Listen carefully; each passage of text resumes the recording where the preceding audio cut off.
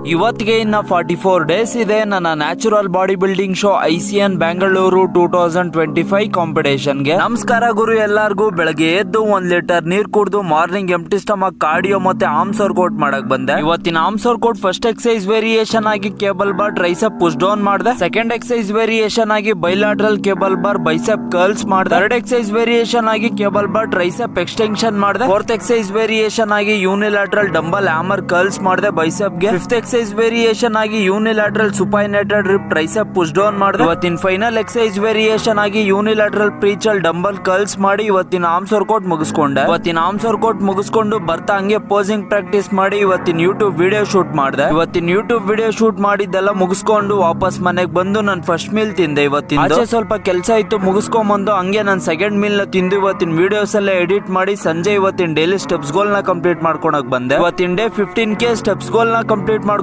ಬಂದು ಇವತ್ತಿನ final meal ತಿಂದೆ. ಇವತ್ತಿಗೆಲ್ಲ ಇಷ್ಟೇ, ಮತ್ತೆ ಸಿಗ್ತೀನಿ ನಾಳೆ ನಿಮ್ಗೆ.